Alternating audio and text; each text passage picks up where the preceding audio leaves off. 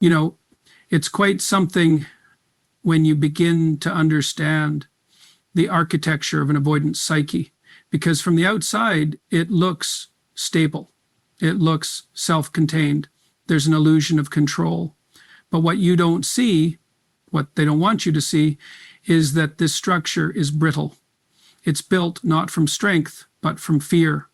And eventually it crumbles. That's inevitable. Avoidants are often misunderstood as emotionally strong or independent, when in truth what they've constructed is a set of intricate defense mechanisms, not resilience. These defenses are not built from a place of emotional maturity or strength, but rather from a deep-rooted fear of intimacy, vulnerability, and loss of control. Where emotional resilience involves the capacity to feel, process, and integrate difficult emotions, avoidant attachment and styles work by suppressing them. The external appearance is one of calm and distance, but the internal landscape is often riddled with suppressed emotion, unaddressed pain, and unresolved attachment wounds. Avoidants typically grow up in environments where emotional needs were minimized, shamed, or inconsistently met.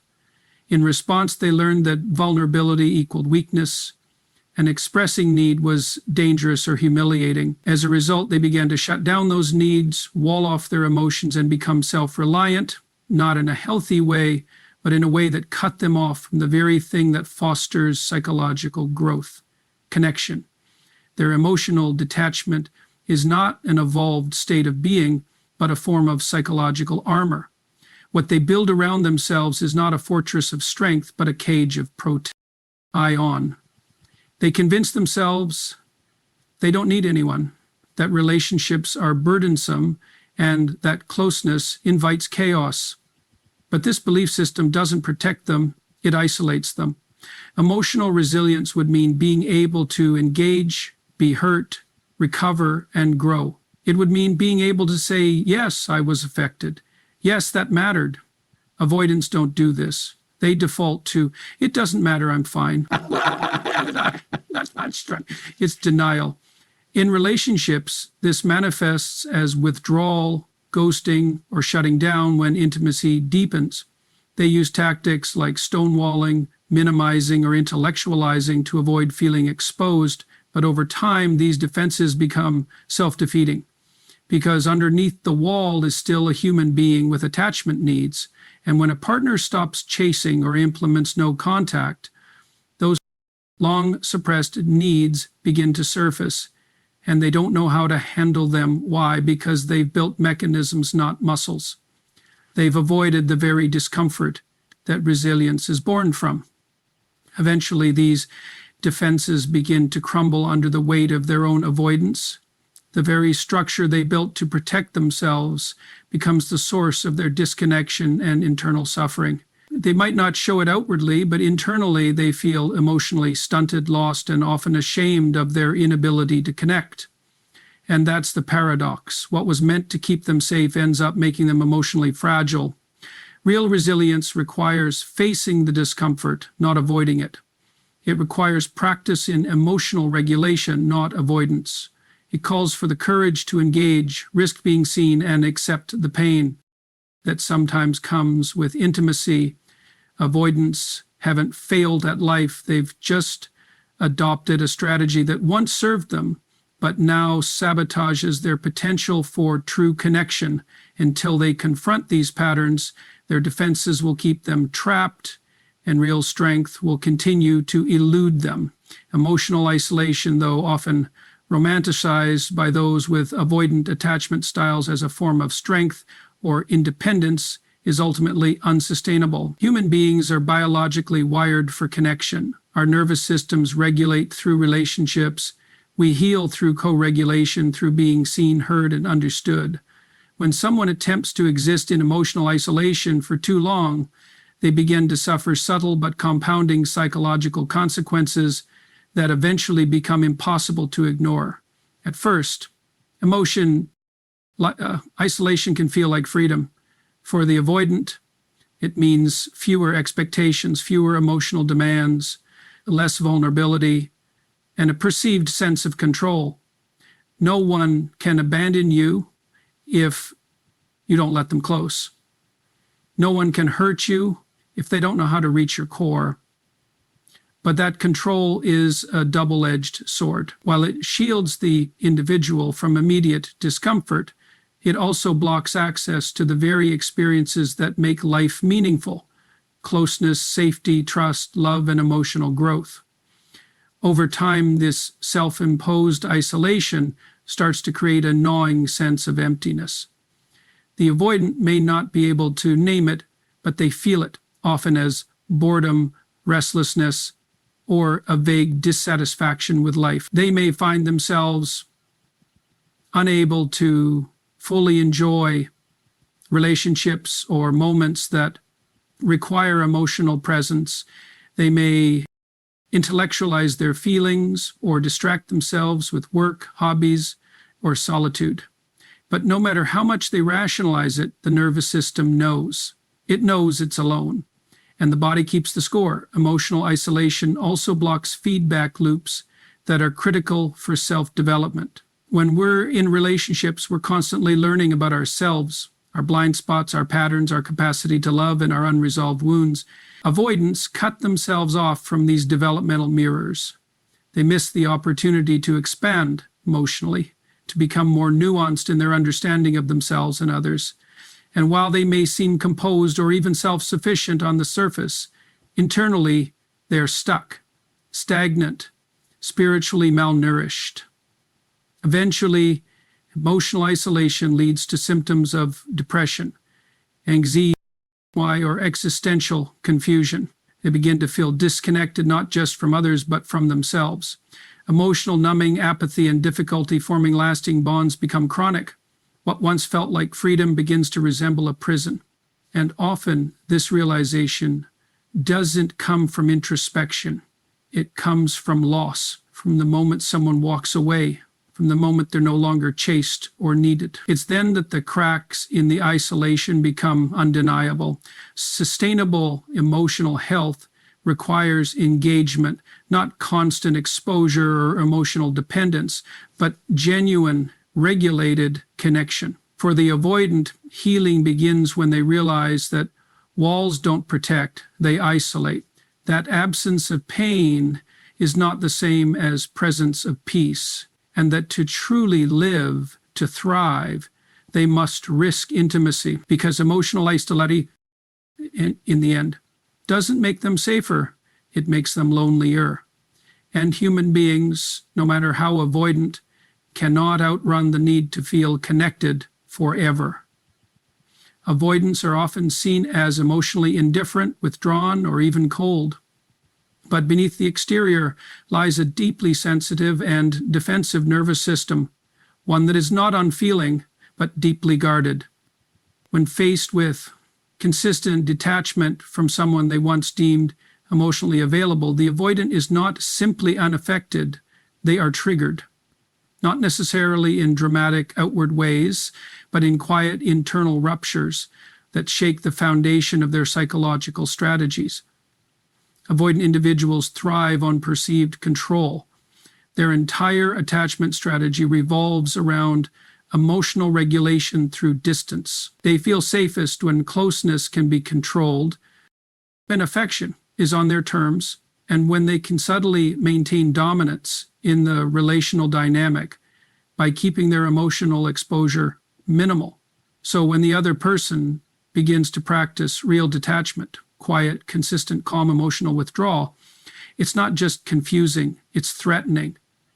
Initially, they may appear unaffected, dismissive even, but what you don't see is the mental calculation that begins almost immediately.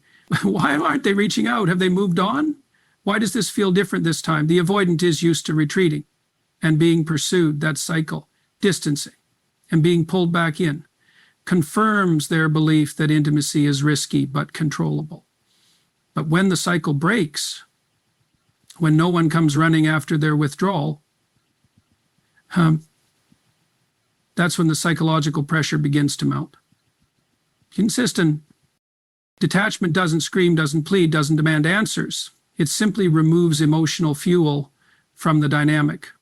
It introduces a new variable, uncertainty. And uncertainty for an avoidant is destabilizing. They are no longer in control of the emotional pacing. They no longer know if the other person is waiting, watching, or done. This ambiguity is a direct challenge to their dismissive coping strategy, and it forces them to sit with a level of emotional discomfort they're often unequipped to process. What's more, consistent detachment mirrors the very behavior avoidants use as a shield, emotional unavailability. But when that same energy is reflected back at them, it doesn't feel like protection, it feels like abandonment. Their usual coping mechanisms begin to backfire. The same silence that once brought peace now echoes with doubt. The same distance that once felt safe now feels like rejection. And the avoidant, often for the first time, is left to confront the emotional vacuum they've constructed. In truth, the person who detaches doesn't need to do anything overt. It's the consistency that's powerful, not hot and cold behavior, not performative silence. Over time, that consistency becomes the mirror that exposes the avoidant's internal instability. Not because they miss chaos or drama, but because your absence triggers the deeper fear they're not ready to name. The fear that they pushed away something irreplaceable. So yes, avoidants are triggered by consistent detachment, not because it's manipulative. We often confuse emotional withdrawal with strength. In a culture that rewards stoicism and independence, avoiding vulnerability can appear mature, disciplined, even admirable. But avoidance is not strength. It is fear disguised as control. True strength lies in the willingness to confront what is uncomfortable, unpredictable, and emotionally raw. Vulnerability, far from being a weakness, is the foundation of authentic connection and psychological growth. And for the avoidant individual, this truth is the very thing they spend their lives resisting. Avoidants construct elaborate emotional walls not because they are indifferent, but because they are deeply attuned to the possibility of hurt. The fear of engulfment, of losing oneself in intimacy, or of being exposed as unworthy, these fears become guiding principles. So rather than risk the emotional exposure required for closeness, they retreat into the safety of solitude, detachment, and rationality. But that retreat isn't neutral. It is profoundly limiting. You cannot experience the fullness of love or intimacy without the willingness to be seen. And being seen requires vulnerability. Vulnerability means letting go of control. It means saying, "This is who I am, even if you might reject me." It's the rawness of expressing need, of acknowledging longing, of admitting that another person matters enough to hurt you. That's terrifying for the avoidant mind because it violates the illusion of emotional invulnerability they've worked so hard to maintain. But it's also liberating because in the act of revealing yourself, you gain something far more valuable than control. You gain truth. You gain integrity. You gain real human intimacy. Avoidants often believe they are strong because they don't chase, don't beg, and don't emotionally collapse in the wake of relational tension. But what they're practicing isn't resilience, it's suppression. And suppression has a cost. It stunts emotional development. It creates patterns of loneliness.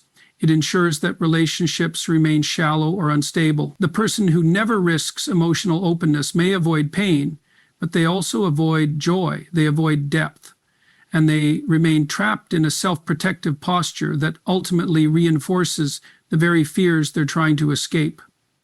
Strength is the ability to sit with uncertainty without running. It's the courage to say, "I care," even if that care isn't reciprocated. It's choosing to stay open-hearted when every fiber in your body is telling you to shut down. That's what real emotional maturity looks like, not withdrawing to feel safe, but expanding to include discomfort as part of the human condition. And ironically, when you begin to live that way, when you stop avoiding and start engaging, you discover that the pain you feared is not as threatening as the prison of avoidance. So, real strength isn't found in cold silence or emotional distance. It's not found in cutting people off or numbing your feelings. It's found in the courage to feel, to connect, and to risk. Vulnerability is not the absence of strength. It is its most honest expression.